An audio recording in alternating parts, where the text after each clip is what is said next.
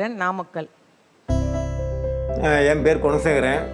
எனக்கு 2 பொண்ணு, ஒரு பையன். நாமக்கல் மாவட்டம் பௌத்திரம் கிராமத்தில் தான் இருக்கிறேன். நான் டெய்லர் தொழில் செஞ்சுக்கிட்டு இருக்கேன். வீட்டுக்காரு ரொம்ப பக்தியாக இருப்பார். எப்போவுமே காலையில் எந்திரிச்சதையும் குளிச்சுட்டு நெத்தியில் வந்து சந்தனம் பொட்டு இதெல்லாம் வச்சுக்கிட்டு தான் சாமி கும்பிட்டுட்டு தான் வீட்டிலேருந்தே கிளம்புவார். 9 வருஷமாக பழனிக்கு போயிட்டு வந்தேன். 13 வருஷமாக நான் சபரிமலைக்கு போயிட்டு வந்தேன். 7 வருஷமாக திருப்பதி கோயிலுக்கு போயிட்டு வந்தேன். நான் கிறிஸ்டினு. சர்ச்சுக்கு போவோம், ஜெபம் பண்ணுவோம், வீட்டில் வந்து ஜெபம் பண்ணுவோம். எங்கள் வீட்டுக்காரருக்கு பிடிக்காது. அதனால அவர் என்ன பண்ணுவார்னா பைபிளெல்லாம் தூக்கி வீசுவார். நான் 30 வருஷமாக குடிப்பழக்கத்தில் அடிமையாக இருந்தேன். அதனால் டெய்லியும் 2 கோட்டை அடிப்பேன். குடிச்சிட்டு நான் வீட்டுக்கு வருவேன். குடிக்காமல் நான் என்றைக்கும் வீட்டுக்கு வரவே மாட்டேன். காலையில் கடைக்கு போனதுமே ஒரு 10 மணிக்கெல்லாம் குடிச்சிருவார். குடிச்சிட்டு தையல் கடையெல்லாம் திறந்து போட்டுட்டு தான் படுத்திருப்பார். ஏன்னா வர்றவங்களாம் என்ன பண்ணுவாங்க, ஒவ்வொரு செல்லை தூக்கிட்டு போயிடுவாங்க, அங்கே மாட்டி வச்சுருக்கிற சட்டையை எடுத்துகிட்டு போயிடுவாங்க, கத்திரிக்கோள் எடுத்துகிட்டு போயிடுவாங்க, நூல் எடுத்துகிட்டு போயிடுவாங்க. குடிக்கலன்னா எனக்கு ஏதாவது வந்து மைண்டு ஒர்க் ஆகாது. இது ஒரு பைத்தியம் முடித்த மாதிரி ஆயிரும். அப்புறம் குடிச்சிட்டு வந்து வண்டி ஓட்ட முடியாமல் நில குழஞ்சி வண்டி ஓட்ட முடியாமல் கீழே வண்டியை போட்டுட்டு விழுந்துருவார். அடிபட்டிருக்கும். நைட் டைமில் எங்களுக்கு உடம்பு சரியில்லாமல் போயிடுச்சுன்னா கூட அது எங்கள் அப்பாவுக்கு தெரியாது. நாங்களே ஹாஸ்பிட்டல் போயிட்டு நாங்களே வந்துப்போம். எங்களுக்கு என்ன நடந்துச்சு, வீட்டுக்குள்ளே யாராவது திருட வந்தாங்கன்னா கூட எங்கள் அப்பாவுக்கு தெரியாது. அப்படியே நிதானம் இல்லாமல் அவர் படுத்திருப்பார். கெட்ட பேச்சிலே திட்டுவார், அடிப்பார். வீட்டை விட்டு எங்களை வீட்டுக்குள்ளே விட்டு பூட்டிடுவார், வெளியே போக விட மாட்டார்.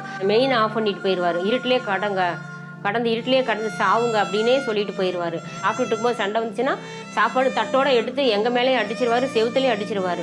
அவ்வளோ பயங்கரமாக கொடுமை பண்ணிட்டு இருந்தார். அதோட இன்னொரு பழக்கமும் இருக்குங்க.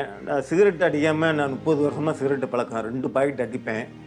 சிகரெட் அடிக்கலைன்னா துணியெல்லாம் கட் பண்ண முடியாது, எனக்கு மைண்டு வேலை செய்யாது. அதனால் இந்த பாக்கெட் எப்போதும் நான் சிகரெட்டு குறைஞ்சது மினிமமாக 2 பாக்கெட் அடிப்பேன் நான். எங்கள் அப்பா சிகரெட் அடிச்சுட்டு வந்தாருன்னா அந்த ஸ்மெல் வரும் அவர் பேசும்போது. அதனால நான் எங்கள் அப்பாட்ட பேசவே மாட்டேன். ரொம்ப நாளாக நான் எங்கள் அப்பாட்ட பேசாமல் அப்படி தான் இருந்தேன். மனதளவில் நாங்கள் ரொம்ப பாதிக்கப்பட்டுட்டோம். நானும் என் பிள்ளைங்கள்லாம் ரொம்ப பாதிக்கப்பட்டுட்டோம். என் பிள்ளைங்களாம் நானும் ஒரு நல்ல சாப்பாடு சாப்பிட்றதுக்கு அப்படியே ஏங்குவோம்.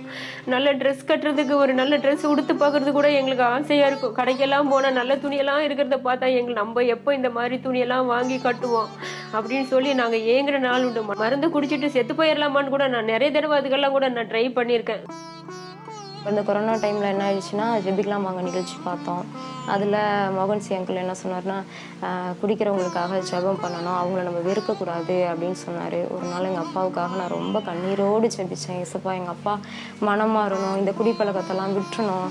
என் ஃப்ரெண்ட்ஸோட அப்பாவெல்லாம் எவ்வளோ ஜாலியாக சந்தோஷமாக இருக்காங்க, எங்கள் அப்பாவும் அந்த மாதிரி ஒரு நார்மலாக மாறணும் அப்படின்னு நான் ரொம்ப கண்ணீரோடு ஜெபிச்சேன். இப்படி இருக்கும்போது 2022 ஆகஸ்ட் மாதம் திறப்பின் வாசல் ஜெபத்துக்கு எங்கள் வீட்டுக்காரரை நான் கூட்டிகிட்டு வந்தேன்.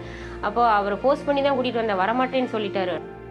அந்த திறப்பின் வாசல் ஜெபத்தில் மோகன் அண்ணன் வந்து குடிக்கிறவங்க, கஞ்சி அடிக்கிறவங்க, சாராயம் குடிக்கிறவங்க, எல்லா ஹான்ஸ் போடுறவங்க, என்னென்ன பிரச்சனை எல்லாத்தையும் அவங்க முன்னாடி வர சொல்லிட்டாங்க. அப்போ எங்கள் வீட்டுக்காரையும் நான் சொன்னேன், போங்கன்னு சொன்னேன். அவரு போய் முன்னே நின்று அவருக்காக எல்லாத்துக்காகவும் மோகன் அண்ணன் ஜெபம் பண்ணிட்டு இருந்தாங்க. இனிமேல் குடியிலிருந்து ஆண்டவர் உங்களுக்கு விடுதலை கொடுக்குறாரு, குடியின் ஆவி வெளியேறட்டும் அப்படின்னு சொல்லி அவர் ஜெபம் பண்ணார். நானும் ஜெபம் பண்ணேன், எனக்கு விடுதலை கொடுங்க ஆண்டவரே, மது வகையிலிருந்து குடிப்பழக்கத்திலிருந்து எனக்கு விடுதலை கொடு ஆண்டவரே அப்படின்னு சொல்லி நான் ஆண்டவர்கிட்ட வேண்டிக்கிட்டேன். ஜெபன் கூடத்துலேருந்து வந்தேன் பாரு, அப்படியே புதுசாக புது மனித மாதிரி மாறிடுறாரு. பழைய எண்ணமே கிடையாது. உண்மையிலுமே அதான் ஆண்டவர்கிட்ட அதான் சொல்கிறேன், பொய் கிடையாது. சிகரெட்டு குடியிலிருந்து விடுதலை, சாராய குடியிலிருந்து விடுதலை, அவர் புது மனுஷனாக மறுரூபமாக ஆண்டவர் அவரை நல்லா மாற்றிட்டாரு. இப்போ எங்களுக்கு ரொம்ப திருப்தியாக இருக்குது, ரொம்ப நிம்மதியாக இருக்குது. நாங்கள் எல்லோரும் சந்தோஷமாக இருக்கிறோம். இப்போ சம்பாதிக்கிற காசெல்லாம் எங்கள் கையில் கொண்டு வந்து கொடுக்குறாரு. எங்களுக்கு வீட்டுக்கு வேணுங்கிறது அத்தனையும் வாங்கிட்டு வந்து கொடுக்குறாரு. சர்ச்சுக்கு ஃபேமிலியாக போகிறோம், எங்கள் அப்பா தான் கூட்டிகிட்டு போகிறாரு. இதெல்லாம் எங்களுக்கு ரொம்ப சந்தோஷமாக இருக்குது. இப்படியெல்லாம் எங்கள் லைஃப் ஒரு நாள் மாறாதான்னு ஏங்கியிருக்கோம். கர்த்தர் எங்கள் வாழ்க்கையை இப்படி மாற்றினார். 2 வருஷம் ஆகுது, தண்ணி அடிக்கிறதில்ல, குடிக்கிறதில்ல. நான் ஜெபம் பண்ணது 2 மணி நேரம் நான் ஜெபம் பண்ணுவேன். நான் அம்மா ஏதாவது சொன்னால் கூட எங்கள் அப்பாவை அப்படி சொல்லாதீங்க, எங்கள் அப்பா நல்லா இருக்காரு அப்படின்னு சொல்லுவேன். டெய்லர் தொழில் தவிர நான் ஊழியத்துக்கு போயிட்டு நான் அந்த புக்கெல்லாம் கொடுத்து நான் ஊழியம் செஞ்சுக்கிட்டு இருக்கிறேன். 30 வருஷமாக குடிப்பழக்கத்திலேருந்து விடுதலை கொடுத்த ஏசப்பாவுக்கு கோடான கோடி நன்றி.